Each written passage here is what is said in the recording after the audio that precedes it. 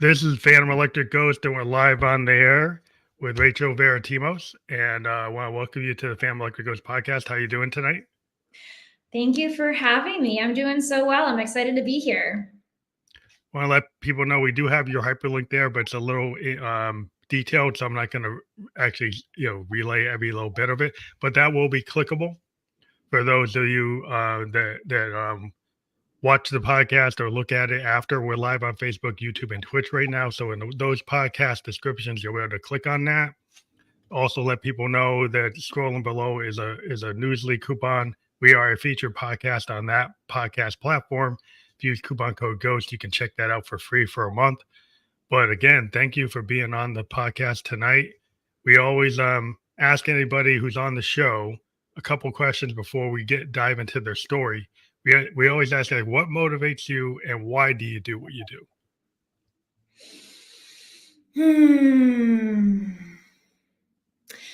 What motivates me is passion. I really follow passion. And why I do what I do is I have found that when you follow passion, you gain a lot of power, and that you really have the capacity to become anything you want in this lifetime and even surprise yourself, which is why I love astrology. I'm really passionate about astrology, and I have used astrology to transform my life again and again and again, and I've helped other people do it too. And so I truly believe anything anyone's passionate about is a form, it's something that can allow them to transform their life. So I really believe passion transforms your life.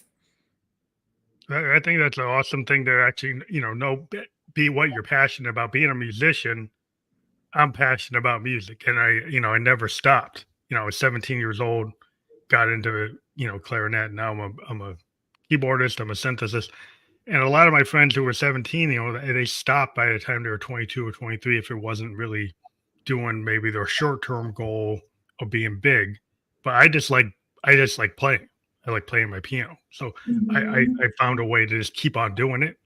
And it brought me into this podcasting. So it's like, you never know where something you're passionate about leads to, because you get connections.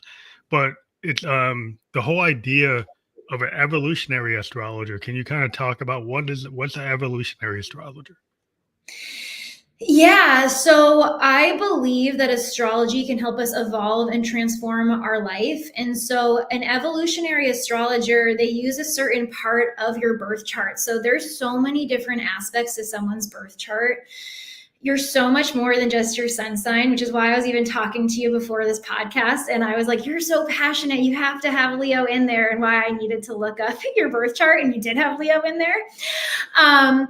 But basically, there's this aspect of your birth chart that it's called your south node and your north node. It's your nodes. And if an astrologer bases their readings and a lot of how they do their energy forecasts on their nodes, they can call themselves an evolutionary astrologer. So the south node in your birth chart represents your early childhood, or if you're more spiritual, can represent past lives, many lifetimes you've lived, and it represents an area of your life in which you've mastered. It's actually gifts that you've come into this world with. But because you've mastered it, because it's your gifts, it's also your comfort zone, and you've gotten wounded there. Anytime we overdo anything, we can get wounded. So imagine if you spent too much time playing the clarinet, you just continued. Did you say the clarinet was the first thing you played? Yeah. Yeah. Imagine if you just continued to play the clarinet forever and you overdid it. And then you decide to get really extreme with the clarinet. And then maybe you injured yourself because you were just going too deep into the clarinet. It's like the clarinet was like, dude, you got it. You don't need to, you don't need to go that far. Yeah. So the south node is really cool because it tells you your gifts. It tells you your comfort zone. It tells you what you're good at. And then the evolutionary part is I also look at the north node. So the north node in someone's birth chart it's an area of their life that's new for them. They've never done it before. And it's typically the exact opposite energy as your south node. So your south node gifts that you came in with are opposite of what your north node is about. So I don't know what the opposite of playing the clarinet would be, but maybe. Well, it's a wind instrument. I went to a piano, and wind instrument is more like a concert instrument. And Okay. a piano or synth is a writing instrument within music. Like a guitar is a writing instrument, so you can write a song for an entire band on a guitar or a piano. It's harder to do that on a clarinet. It's part of like a concert ensemble, part of an orchestra. Great example. So if you're really good at the more written, I'm not good at the terminology, but the way you're talking about, like the wind instrument versus the more written instrument. Yeah. If you're used to one way of doing an instrument, if you go into a new way of doing an instrument, it's going to feel awkward. It's going to be new for you. And so your north node in this lifetime, it's a new energy, but it's also your north star. And the more you work to embody that energy and go after that energy, the more everything else in your life works out, and the more you evolve, evolutionary astrologer, the more you grow, the more all the lessons that your chart is trying to teach you kind of resolve and work out. But the thing about the north node is we become obsessed with going after this north node part of our chart, because it's like we want to do it, we've never done it. It's like a baby wanting to walk, you know? Mm. When a baby wants to walk, they take stages. They're obsessive about it. They're trying to crawl, they're trying to get up, they fall, they cry, then they get up again, and then they fall, they cry, and it's this constant cycle until they can walk. And so typically in someone's lifetime, they don't start to walk in that area of life until they're 36. Wow. So Yeah. yeah, and so and usually that time frame 36 to 38 is a more challenging time for people, because they're going back to their past life, and they're almost being given a chance to align with that north node in a new way, but they're having to overcome all of these challenges that they haven't learned yet. And so yeah, that's what your north node is about. That's why it's called an evolutionary astrologer. And the thing is the more you embody it, the more your gifts from the south node come out. So really in this lifetime, you're meant to do less, stay less in your comfort zone. So you can tell you're in your comfort zone if you're doing more of your south node and the energy and the like practical steps that brings.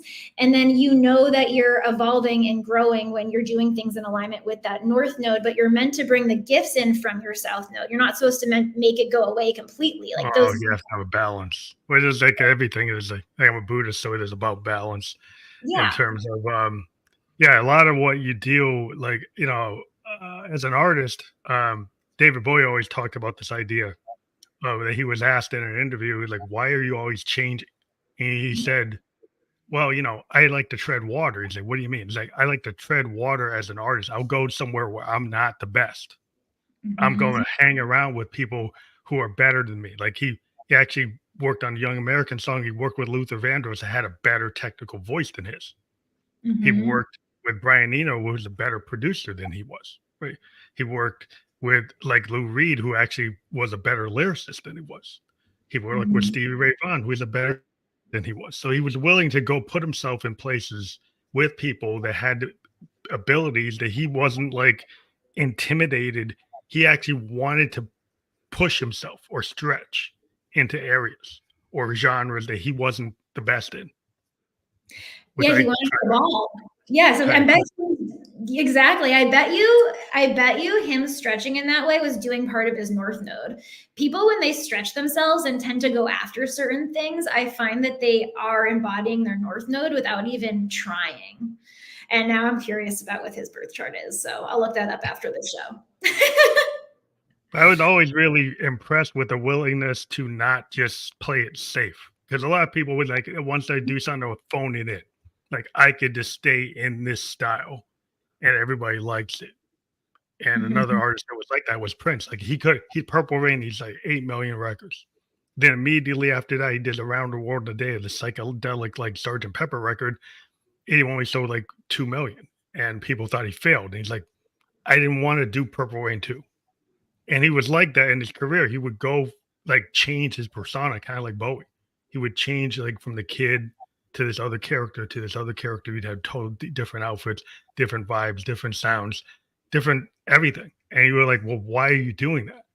Well, because it's not fun. Like Zappa said it. Frank Zappa says, I technically could play a solo the same every night. I could do it, but it's not fun for me. So I'm Mhm. not gonna do it. Yeah, I love what you're saying, because I really find that passion helps people take risks.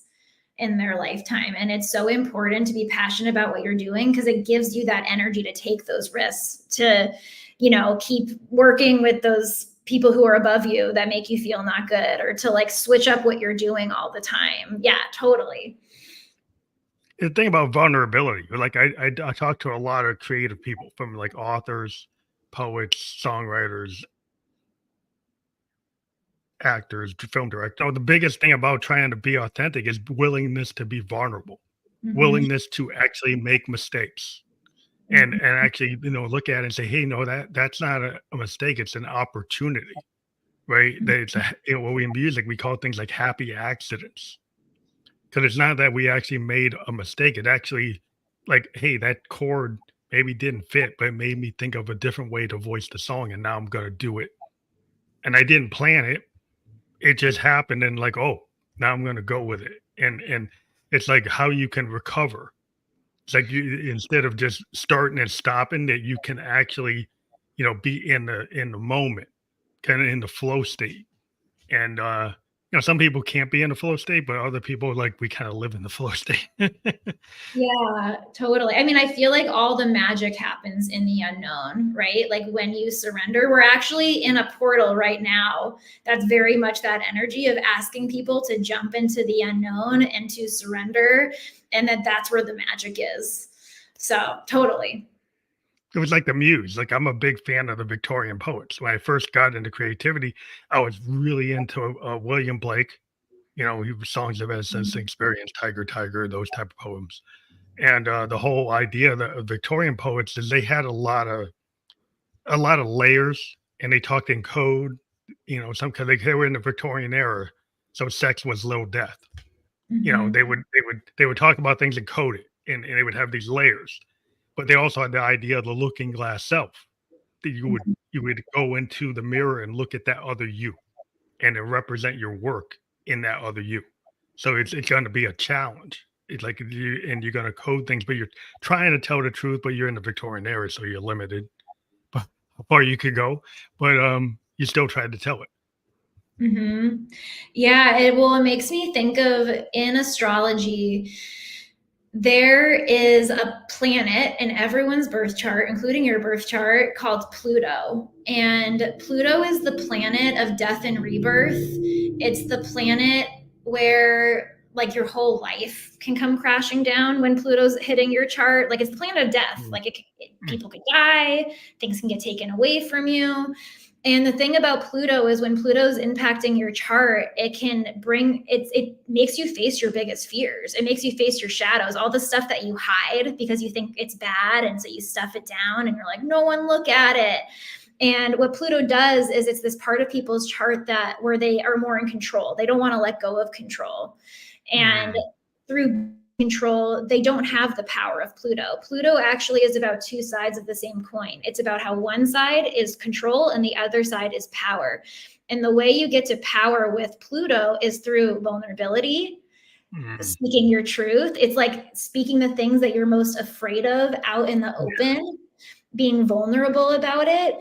Um, Facing your biggest fears, and it can feel like death because Pluto is the yeah, planet of death and rebirth. It can feel like death to face those biggest fears, but the thing is when you face that death, when you face that shadow, when you face that thing that you stuff so deep down and you let it out, that's when it transmutes into your greatest power. That's when you let go of the control of life and now you're more in response to life, and you can, and it's almost like once you overcome that Pluto control, that triggers you. It's also like your triggers. Like Pluto is when people get triggered, that's their Pluto acting up in their chart, oh wow, you know? So, yeah, but Pluto's trying to teach us a lesson. It's trying to teach you, that trigger is trying to have you go through that experience so that you can actually heal it, stop controlling it, you know, because with a trigger, it's like a hot potato. We're like, oh no, I don't want that. And we you like don't throw want it to away. touch it.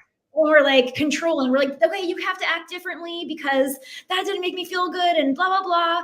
But the thing with Pluto is if you decided to breathe through that fear and face that fear and know that you'll live through that fear and you didn't pass off the trigger to someone else, that's actually when you release trauma from your body for good. And why Pluto is one of my favorite planets, even though it's a really dark planet. Well, it Because feels very cathartic.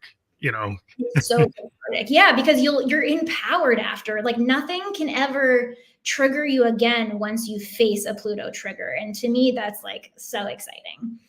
It's interesting because I talk to a lot of singer-songwriters, I talk to therapists, I talk to psychotherapists, and one thing I've a common thread I've found is, like, that facing that going into that looking glass self, Hmm. facing, the wolf at the door, that, Hmm. like, that your trigger, that a Hmm. lot of times I find it, like, therapists will get people into therapy and they'll actually, you know, look at that. But, a lot of creative people, writers, artists, they dive into that to grab that thing that hurt them and turn it into art. The Hmm. things that affect them, and then they can learn how to process it, and it's very cathartic because you go through it and you face it, and then you sometimes, sometimes you put other names on it, or you put layers on it. It's not you like it's you, but you create a character, but it's not you, and then but you still tell the story of going through it. And then Hmm. people find it relatable, and there's like that's why the singer-songwriters of the '70s, the people were so like, "Oh, wow, these people are actually telling their story. They're talking about their pain." Like James Taylor, I've seen Fire, I've seen Rain. People really into that period because it's like, "Oh, I'm not just singing a song about how much that doggy is in the window, I'm actually talking about my life. I'm talking Hmm. about my life actually can be important enough to be in a song that's relatable and actually goes through, like, the dark night of the soul." Like what an author does is what these songwriters started doing what like authors do. I was always drawn to that. It's like, wow, you can be like Dylan, you can be Neil Young, you can be Joni Mitchell. You can actually dive into things and tell stories and actually relate and make people feel something. It's insane to me how many different art forms there are to transmute that type of darkness into light. And even like back to the astrology, because that's what I know. I wish I knew more about music, but you've been teaching me a lot about music, and I think this is so cool. So, what's cool about that is I also use astrology in the same way and with people I work with, but specifically in my own life. If me and my boyfriend are in a really big fight, for example, like a relational fight, and it's that same fight, when you have that like similar fight with your partner Mhm. over the course of the years, and you're just like, when will this fight resolve? The same fight every time. It's the same argument. Yeah, exactly. And so the way I've used astrology and Pluto, for example, is one time me and my boyfriend were in this fight and it wasn't resolving, and it ended up in like a door slamming, him going into his office, me going to my office, and me just like clicking on my computer out of like seeing red, when you're just in that state of like, Mhm. "Arr."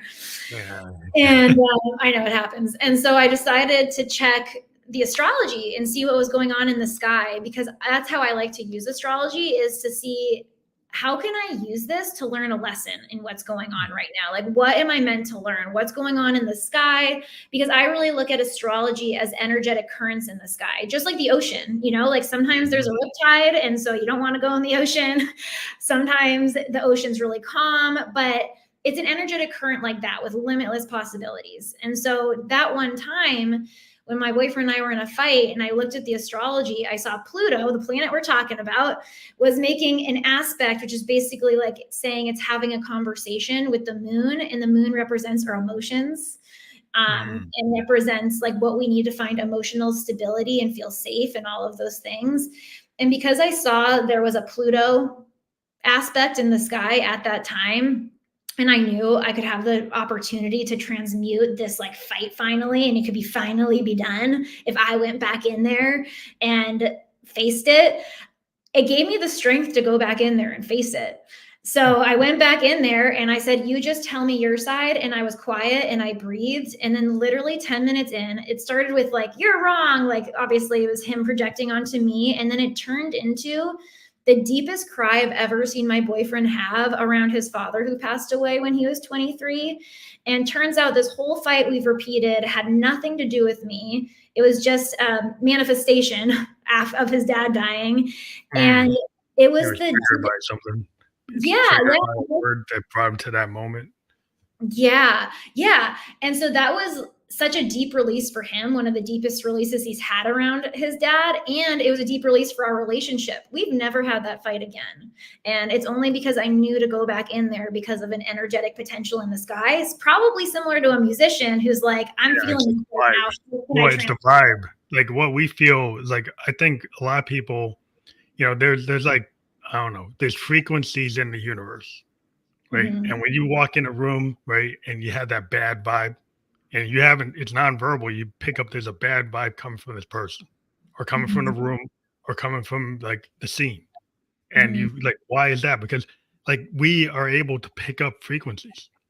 And as Mhm. a musician, like we call it the muse, or an artist. It's like we can channel things. It goes in. It's both ways. It's a two-way communication. And so when you realize that you're connected to the world and the universe, you can pick up on like dissonance, which is like noise or disruption, which will cause an argument, or you could Mhm. get into harmony. Well, harmony Mhm. you got to work at. Right? Everybody's got to get into the same key. So musically, like, if you're in a band and your people are out of tune, well, it's going to be dissonant. It'll be almost like an argument. But once Mhm. everybody starts being like in the right zone, they get the universal key. They're like right at the right frequency. Then everything just works. And sometimes you have to work at getting to that harmony, which is like what you just did. What the listening is the way you got to the harmony. You like listen to each other, then you got onto the same frequency, then you're in the same path, you're on that universal note. Totally, totally. It reminds me, I took a group genius course one time, which is basically a course on how you run groups of people in order to bring them into higher consciousness as a group together. And the first stage was for them to connect. And then the second stage was for them to go into chaos and like allow people to go into chaos. And apparently, chaos is the key to getting to higher consciousness. And so you Yeah. connect and then you allow people to be vulnerable, share their truth. Obviously, chaos ensues because everyone comes from their own truth. But then what happens is the more people listen and allow the chaos to happen, eventually the group starts seeing and like coming to common ground Common over. thread, yeah, Yeah. And common no, then, it's like the whole thing of like you see a band tuning up and it sounds like, "Oh, what's all that noise?" Right? yeah, It's all dissonant, and then eventually they all key in, and yeah. it's like and even in a song, like there's parts of songs that require noise, dissonance, distortion, and then there's, crescendos, there's things that build up, things that Mhm. build down, quiet moments, loud moments, like attacks, but it's all kind of like a storm. Sometimes there's like the calm before the storm. Sometimes there's a storm in the middle of it, right? Or at the end of it, you never know what's going to happen. But like it's part of the whole thing. Is like sometimes it's not all going to be harmony. Sometimes the distortion and the dissonance and the noise has to be there for it to be the whole thing. You know, Totally. There's beauty in the mess. There's beauty in the chaos. yeah, you can't get to it. You can't get to it until it's like a rough sketch. It's like that's what happens. It's like you have to start it. And when you start it, it's probably not going to be aligned. And Mhm.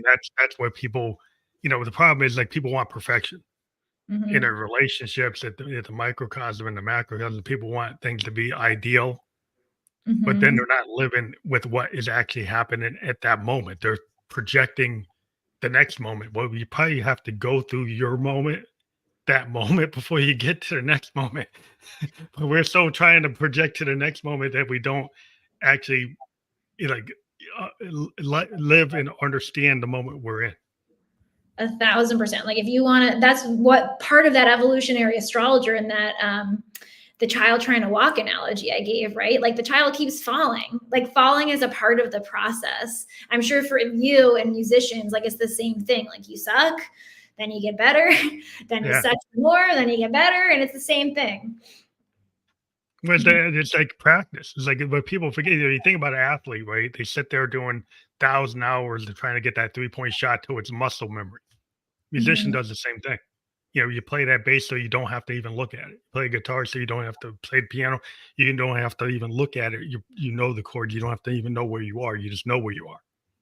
Well, the thing is with human behavior, like if you don't practice how to deal with your triggers, Mhm. you're never gonna learn. It's like the same level effort that you've got to learn how to kind of assess or at least know maybe how to process it by going to somebody that knows like astrology and be able to read what's going on in the world that's in the universe that's affecting you and not being having blinders. 1,000%. And yeah, what you even just said is one of the reasons I love astrology so much, because if my boyfriend and I were in that fight and I didn't know to look at the astrology, it likely would have continued. I likely Mm, wouldn't have gone back in there. I wouldn't have taken that opportunity. And that is what I like use astrology as most. I call astrology as a hand to hold as you walk through the unknown, because life is a bunch of unknowns. And even to the perfectionism thing that you just talked about, is everyone wants to get it perfect. So if someone steps into the unknown and if it's not perfect right away, they can get scared and be like, oh no, okay, I'm leaving. mm, And then they yeah. never actually get to live the fullness of their life, you know? Well, the whole idea, like, I want to understand what we were talking about evolutionary astrology, and then there's Mhm. this idea of like astrological transits, which we've Mhm. probably been referring to in some ways, but maybe dive into what is actually an astrological transit and what happens when you're going through those. Yeah. So everyone's going through astrological transits pretty much every single day, and it's why we're constantly shifting and how we feel and things that happen in our life. But basically the difference between your birth chart and an astrological transit is the planets are always moving in the sky. They're moving around into different combinations and configurations, and they're creating different tensions with each other. And it's almost like it takes different archetypes. So I look at each planet in the sky as a different archetype. It's a different player. It does different actions in your life. So we just talked about Pluto. Pluto's one of the planets. Pluto comes and F shit up. But sorry if I can't swear on here. No, you can, you We're good. can. Okay. Pluto comes in and F shit up. And that's what Pluto does. But Pluto does that so you can come into power. Whereas the moon, which I talked about too, the moon is like, this is how you're going to feel today. And then different aspects, different transits from different planets that are interacting with the moon will make the feeling show up differently in your body.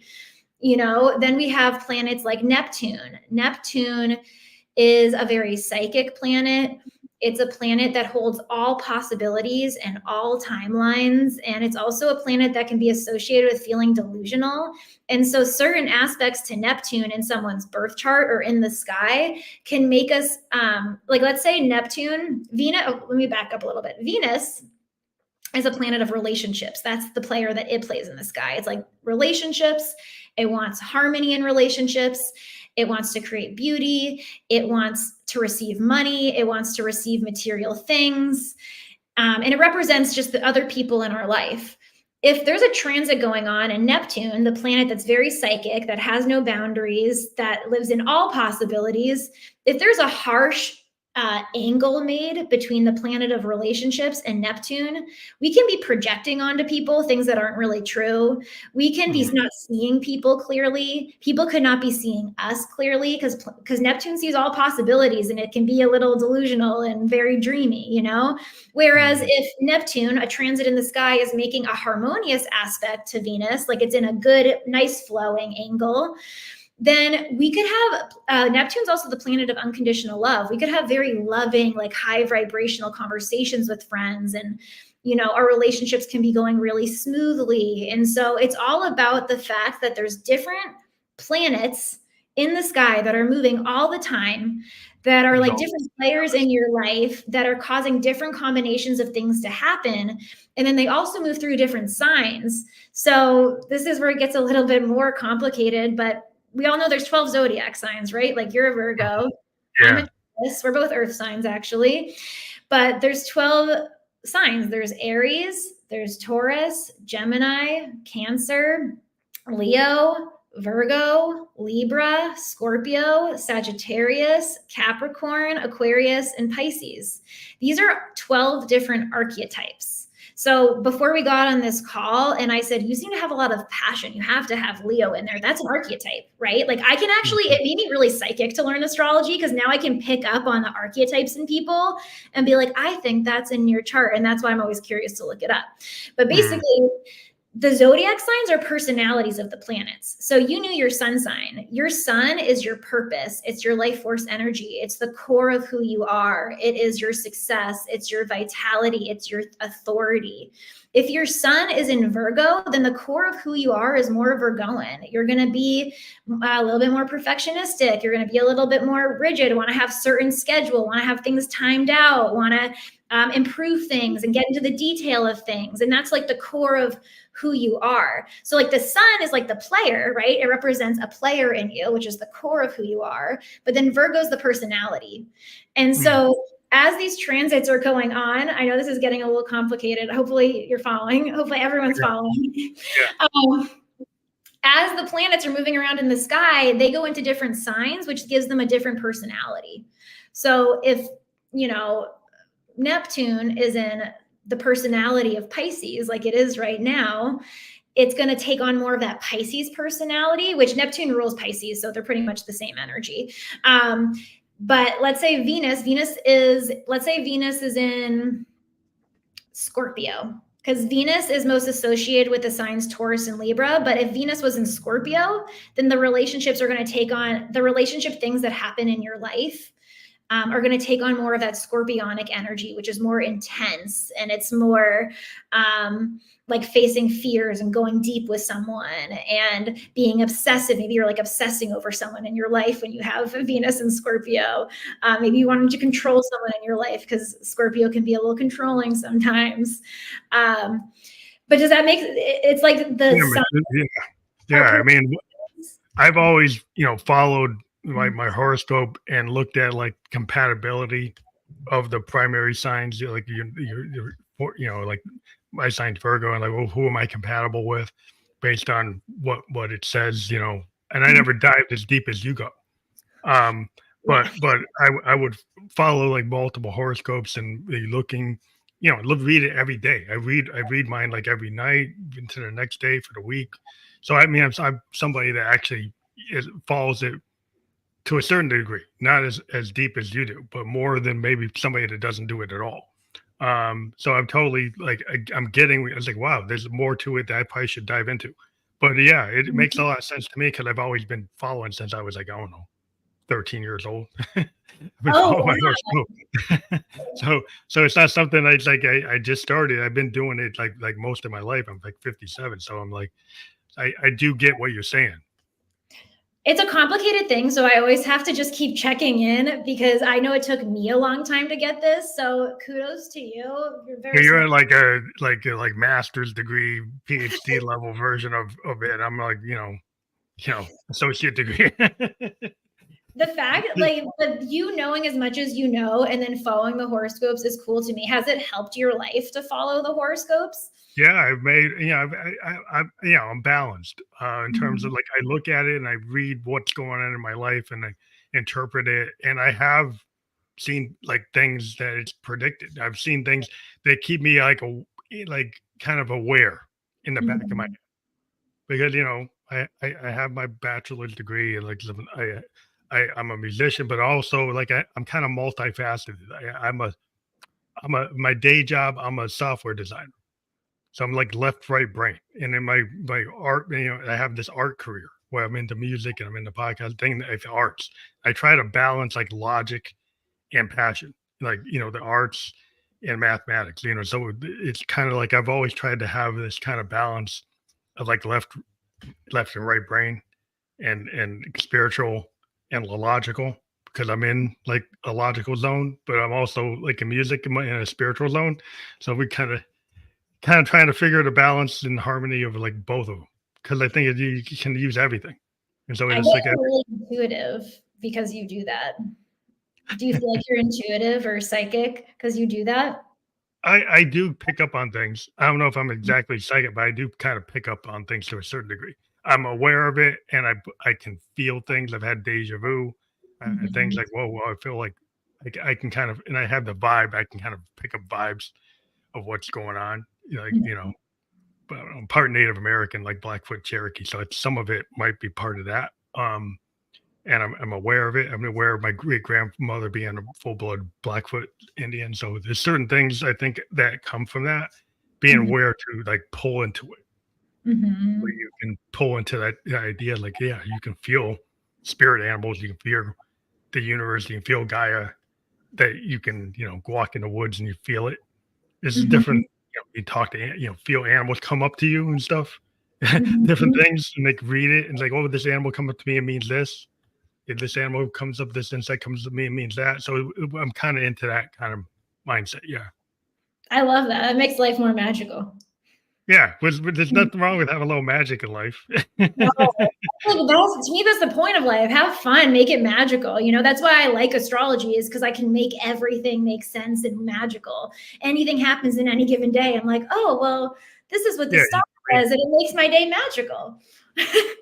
Well, it helps you kind of like understand, like a lot of people think, the world's like this way and they kind of get limiting beliefs. Where like Mhm. if you've got this kind of like mindset, like you've got a growth mindset and you understand the inner growth mindset, well, sometimes you might have a day that's not the day that you wanted, right? But it doesn't mean that it's all over, right? That everything just because you had a bad day doesn't mean that you kind of a bad year, bad month. So you look for the light, you look for, I'm kind of believer in law of attraction. You Yep. get pulled into positivity and negative. Like you start doing obsessing. If I write a song and I go and do it like 50 takes, it's like, oh, maybe I should stop that. Cause maybe I should only do like four. Like, so you get to have some self awareness. It's like, oh, like maybe I'm going down that perfection track. And it's like, stop. You know, I don't want to do that. Mhm. Totally, totally. And I love everything you just said because I actually believe that some people can use astrology in a disempowering way. And it's like, oh, well, the horoscope said that everything's going to be horrible today. And then they'll like try to brace for it and control it and be like, well, I'm going to make it so it's not horrible. And, or they'll be like freaking out and obsessing over it. And I'm really big in law of attraction that you create your own reality, that yes, these energetic currents are happening in the sky, but if there's a harsh transit going on, there's nothing to be afraid of. Like you get to learn a lesson out of it. It's a period of growth for you. It's It's an actually opportunity. Like sometimes like you might like lose an opportunity. You might have an assignment that ends earlier than you wanted. But yeah. being a Buddhist is like, right. So then the next thing shows up is like this thing ended because there's supposed to be something else happening. So instead of obsessing about why this thing ended and oh it shouldn't have ended, you look at it like, oh, now I have an opportunity to do this. Right. And I didn't even know I was gonna be doing that. And so like if you look at like it's like glass half full thing type of thing. You like if you always think, oh, it's empty, half empty, Mhm. versus half full, it's like you got to look at things from that mindset. And even though you have a hard day, the captain that can navigate through a storm. Mhm. I'd rather be with that captain on that boat than a guy that never went through a storm. Oh yeah. Well, that's the thing is that it's like back to what we talked about the chaos thing. The storms are beautiful. And when you learn to navigate a storm, you get to experience all of life. Like who just wants to experience only sunny days? You wouldn't appreciate them anymore. Yeah. Yeah. I mean, you don't get to the beauty without getting through the imperfections. And Mhm. I told people it's like, a painter, like when there's some layers, that might not be perfect. And when you're layering, like you're playing with oils and pastels and stuff, and you're layering things. It's like we layer sound. We have this kind of idea called sound painting, which is very similar to like a painter putting down layers to build like their canvas. And certain sounds when they mix together, like certain paints mix together, make colors. They make Mhm. colors to sound. And so sometimes it's like you don't really know where you're gonna end up, but it's experimental. And like as a Buddhist, we like, well, you kind of knew the universe knew where you're going. Maybe you didn't know where you were going, but like, so you don't be scared of these things that you can't control. Totally. I actually say I'm excited for the things that I can't control now because now I know how to learn a lesson and make them into my power. So yes. So, like you were talking about, like with your boyfriend and your relationship, you actually looked at the chart, and maybe you can talk about how people can use astrology to like heal relationship patterns in that vein. From that example, maybe you can give more examples. Totally. Oh my God. I have like so many stories of how relationships or how astrology can heal relationship patterns, how it can help you like fast track certain things in your life if you feel stuck. So, another relational pattern that I've transmuted using astrology, my boyfriend is a Virgo moon, Virgo rising. He's got a lot of Virgo energy like you, but he's an Aries sun. And one thing about me is I don't like to take help from the people closest to me all the time. It's just a thing growing up. I was like, well, you're too close to me. I want to ask someone who's not close to me because we're too similar or something. And so I don't want what you have to say. And when I learned about Virgo moons and Virgo risings and how they need to be needed, like literally the Virgo moon sign needs to be needed. It's what gives them emotional fulfillment. It's what makes them feel emotionally stable and secure and all of those things. And so knowing that, I would purposefully ask my boyfriend for help. And I remember the first time I purposefully asked him for help, he jumped up and down like a little kid on Christmas.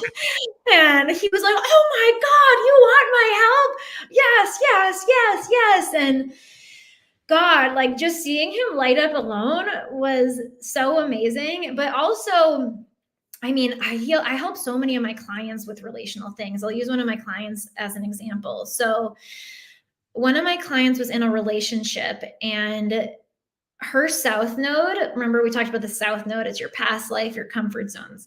Her south node was in Leo. And what she learned in her upbringing was that love was validation. Love was affirming her. She was really used to getting affirmed. She was really used to getting validated. She was really used to being the center of her family's life, basically. And so what happened from her over embodying that is a little wound where she felt that if she was in a relationship, that meant that that person needed to validate her and be happy if they had her, because that means that, I mean, she basically said, well, if they're with me, they should be happy because that's how she learned growing up was the case for her. And she'd run into this relationship issue, and we were coaching one day, and she was in a huge argument with her partner. Her partner came to her, and her partner was feeling really depressed, and he was just pouring his heart out to her. And what she said back to him was, well, shouldn't you be happy? You're in a relationship with me. And she ended up getting really offended. And it started a huge fight because obviously he didn't feel validated or seen or heard. He's just trying to express how he feels. And then she actually didn't feel validated or seen or heard because this is how she knew relationships to be. And it wasn't going that way. And so she thought, oh my, and this was a pattern in her life. This wasn't the first relationship this happened in.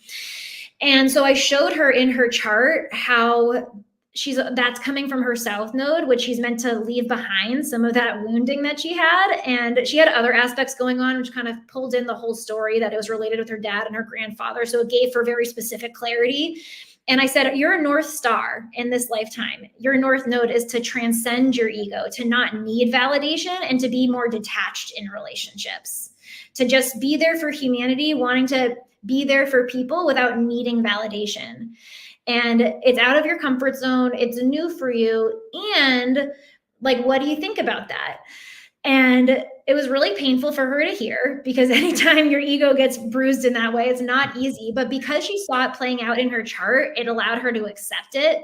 It was different than me just telling her. I could have been her coach just telling her, but there's something when it's laid out, like, and it describes your exact situation in your birth chart that makes you believe it more. And so better buy-in, the people are going to really, when they see it. Yeah. Like that. Yeah. Better buy-in. Totally. And so she went back to that relationship and she like swallowed her pride. She breathed and she ended up mending it and told him she was vulnerable, said, this is where I'm coming from. I didn't mean to come off this way. I learned this from my upbringing. And now I'm realizing this was a wound of mine. And actually, I do want to be here for you. And that was the thing is when you have to feel that type of thing, that's actually trauma healing in itself. Yeah. Because that's painful. Process your trauma. I mean, sometimes you need to do that with the people around you, right? And mean, there's work you have to do by yourself, but there's work you have to do with the relationships, right? And Yeah. I think it's like you said at we've been talking about the vulnerability like stops people because then they don't feel safe. So even though with their partner, they might not feel safe enough to tell them that truth, right? Yeah. They might be scared of what's going to happen if they say that, right? Yeah. So and that's actually exactly what they need to say. And, but it's, like, hard to get to that point where you feel you can do that if you haven't been doing that most of your life. Yeah, so she did it, and that was she said that was hard. She said, "This is one of the most painful periods of my life," but she learned then she never acted in that way again. And she actually came to realize that it wasn't that she actually felt more lovable after that too. Because imagine how much more lovable you'll feel if you don't need validation to feel love, you know? Mhm, So that was deeply healing for their relationship. And that pattern continued where she started taking more of that responsibility every time she noticed she was acting from her ego in like different circumstances too. So, yeah, that's another example. I also wanted to give an example when it comes like out of relationship, when it comes to like getting unstuck in your life, because mhm, to me, astrology I already said this, but astrology helps you jump into the unknown. It helps you make those big leaps that are really scary that you want to do, but most people won't end up doing because the fear will hold them back. Um, so I have a bunch of examples, but maybe I'll tell an example of when I decided to host my first retreat. I had been attending a lot of retreats one year. I loved the retreats. I wanted to host my own retreat, but at the time I didn't have a business and I didn't have any clients and I really had no business hosting retreats. I had just been to a bunch. Like, who was I to host a retreat? mhm, And this was, yeah, right. And so this was around the time I got my first birth chart reading. This is before I was like into astrology, but I wasn't an astrologer yet. This is like back in the day. And she told me about my South Node. And she said, "Oh, in your past life," she basically described that I was a person who seemed like I hosted retreats, or that I at least set up a bunch of things similar to retreats, the way she described it. And so when she said that, I was like, "Oh my God." So you're saying I've done this before? And she said nothing about retreats. I was taking this in my mind and making my own conclusions out of it. But I basically took that confidence to mean that I could host a retreat.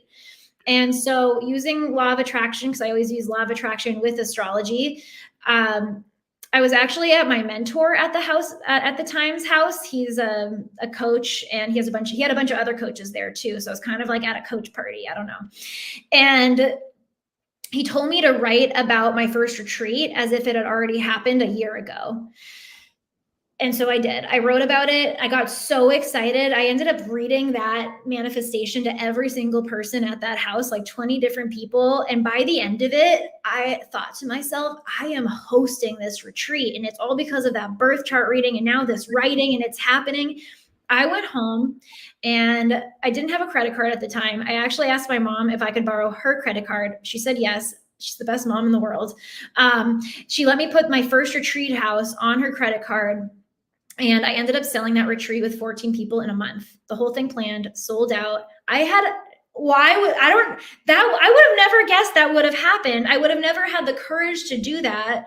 But that astrology reading helped me take that leap. And then the retreat went amazing. I ended up hosting 6 retreats in 2 years. Everyone was better and better. I used the astrology from there on out to make it amazing. And that's what I mean by astrology can give you the courage to take that leap into the unknown. But the thing mhm. is, it's still you. Like, you're still empowered. Like, you still get to use your mindset to trust the astrology to take that leap and to co-create with it. It gives you that permission structure for your life to make the next move. Because a lot of times, with creative people, people might not realize, like, a lot of times we have a lot of work and it will just sit on the shelf because a lot of times we have this, imposter syndrome with a lot of artists. It's like I'll see like painters have tons of work and hardly any of it's in the gallery because they don't think it's good enough.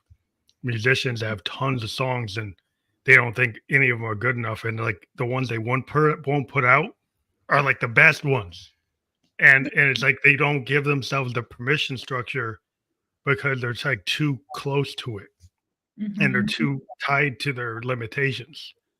And Mhm. you really have to find some way, like, and what you're saying with astrology, if you could get to somebody who's doing what you're doing, they gotta get people to lean into it, to actually give themselves like, oh, you can do that because you could read and then reinforce that. Oh, they when you see it, like they see an affirmation in astrology that matches what they want to do, Mhm. and they'll be more likely to do it. And sometimes people need a push one way or the other. Yeah, yeah, and that's been the cornerstone of my business is I just write permission slips. I literally just write permission slips for people and people will take them. I've actually most people I write permission slips for take them and then they come back 6 months later and they're like, this is what I did since this and this happened and this happened. And I mean, you get the few who don't take it, but I was even just in a psychic development course because I wanted to like up my astrology game with being able to tap into my psychic senses more too. And it was really cool because in the beginning, she said the first rule to opening up your psychic gifts is permission. Mhm. Permission is literally the first thing for anything. And that's like the cornerstone of you create your own reality. It starts with permission. Well, I think a lot of people don't go into their psychic, because they might have been taught certain practices from a spiritual point of view that kind of did not lean into that, right? So if you Mhm. were told that that's foo-foo, or you're told that that's not part of what we believe, then you'll think there's some kind of shame in doing it, Mhm. or it's foo-foo, or it's like it's not something you should do. So I think a lot of people limit what they can do, but like in my case, because I had a background of being part, Native American, where that is part of our culture, is to have lean into the spiritual, lean into that is there's nothing wrong with that because that is who we are. So Mhm. that gave me a permission structure. Though I did have people in my family that kind of poo-pooed that, or were not as proud of being that. That it's like, well, the church says you shouldn't get into that. So like if they got too into the church, they would not accept what my great grandmother was talking about. But because they was like, well, that's not what my preacher says. So then there's like they hit a wall. It's like they got one thing saying this and one thing saying that. Totally. It's the same reason too why people stay in jobs that they don't like or, even choose college majors that aren't in alignment with them is people feel more safe doing something usually if someone else confirms it. And that's actually the thing that holds a lot of people back. That's actually a major transit we are in for the collective right now. Speaking of transits, the North Node. So just like you have a North Node and South Node in your birth chart, there is a North Node and South Node that's always transiting for the collective. Mhm. And so since July of 2023, the North Node, which is this obsessive point of gain in the collective, it's what the collective is all moving towards, was in Aries. And so what does that mean? We've all been moving towards embodying our new identity, a new sense of self, paving our own path, being bold. It's kind of this pioneering energy. And on the South Node, what we've been releasing, because usually the South Node has to do with releasing, it's in Libra, which is releasing other people's opinions, what society says, what other people say you should do. And so we've been in this collective. I think a lot of people are going through like identity crises because of the North Node in Aries, where they've always done work a certain way and now it's not working for them anymore. And they're Yeah, releasing what they learned from other people and they're really moving towards what do I want? Like, what path do I want to pave? And it's so fascinating to me because you see these shifts in the collective. Like more and more people are wanting to do their own thing, have their own business, not work for someone, right? yeah, Um, that's and totally what's going on because like we're living in this age of like the AI age, robotic age, automation age. So the age where you could just go into a cubicle and you're told what the assignment is, or you go into the factory and you just push the button on the assembly line and you don't really have to own it, right? You just go and do what they told you to do and you Mhm. get your paycheck. But then you're not the business owner. You didn't create it. It's not your idea. You're part of some machine. And now we're living in an age where people are being told, like, you know what, your biggest asset is you. It's your Mhm. secret sauce. It's your ideas. Then now you could have a 3D printer, you could have AI, you could have all this robotic. You could do something with one, two, three people that would take 100 people. So now you Mhm. could actually create your own thing, or you can Mhm. go create your own service. You be a therapist. You could be like, a shaman out there. You could go out and you can build your podcast, build a audience, just like a musician build an audience, being like the Beatles or something. You can create something. You could go on Mhm. TikTok and you could create a following by being you. And so this way of like you are your resource. And that's like hard for people to get because it's like, well, I just want to fit into this other thing. But we're in the Mhm. age where like, well, that might not work anymore. You might need to kind of lean on you. Yeah, totally, totally. And I just want to say one thing on the technology age is Aquarius rules technology, that zodiac sign. And Pluto, right, is transformation and death and rebirth, and it's also power struggles. And Pluto is going to finally be fully in Aquarius in January, or in no, end of November, December. And we're going to start to see a technological revolution. And it's going to be a lot of people owning their power, their Pluto power, through owning their individuality, because Aquarius is about how your unique sauce is different from everyone else's. And then I Mm. think over the next 20 years that Pluto's in Aquarius, we'll see the shadow of it is going to be what you talked about, like the technology taking over jobs and maybe power struggles with technology and AI and all those things. Yeah, well, it can go too far because some people take it. I'm a technologist, and, Mhm. I like to use things like AI as a tool to help me. Mhm. But some people can do it to do this replacement, right, of Mhm. actual people doing work rather Mhm. than an assistant. And so it depends on how far they go. Like you can take any new thing and go too far. And so what happens is Mhm. people have a tendency, because we're human beings, that they take things too far. And so they take things and they do it. And everything we create can be like, the new, atomic energy. You can make a Mhm. bomb or you can make a fusion power plant that could like power the whole world and have hardly any pollution. Or you can make a fusion bomb. Like, which way are you going to go? Exactly, exactly. And Pluto is about those extremes. Pluto is about going between the extremes until you surrender because when you're in control, you go between the extremes. Why do we go to the extreme? We want to be in control. Then we go to the other extreme because we're still in control. And so it'll be really interesting to see what happens once we go through all that.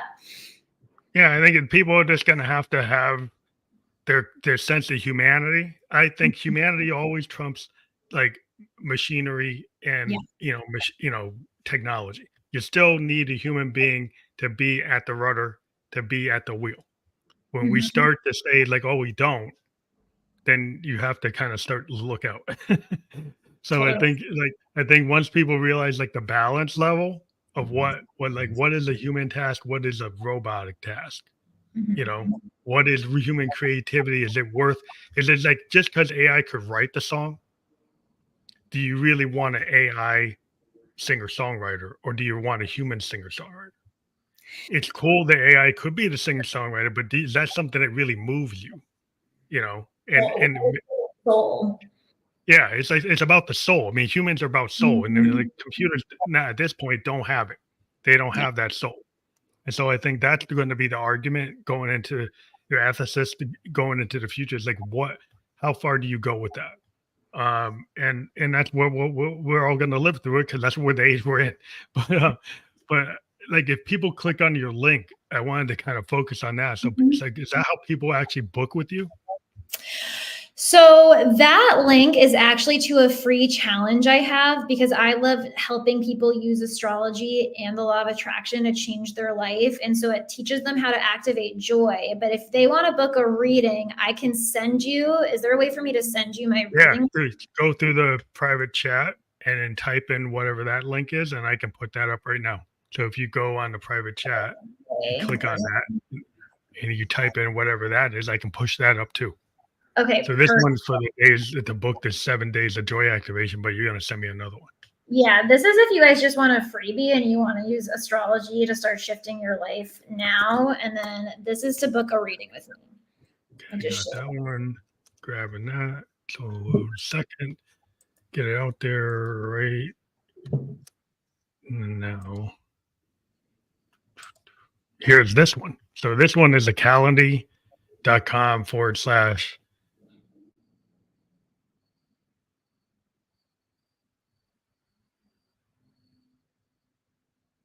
available. Yes. But both of these will be available. I'll make them available in the podcast description. And so, like, when people click on it, they'll be able to check out either one of them. So I had the first one is this one, Mm-hmm. and then the one you just gave me is this one here. So that will be available. I want to thank you for being a guest on the Family Like the Ghost podcast. Our hour always goes by quicker than I ever imagined it will. But that's just the beauty of podcasting live, is that we have these like realistic, like authentic conversations. And I do appreciate that you've been a guest on the Family Like the Ghost podcast today. Thank you so much, Phantom. I really enjoyed this conversation and I appreciate you having me on. So I thank you. Well, have a great night and thank you for being on the show.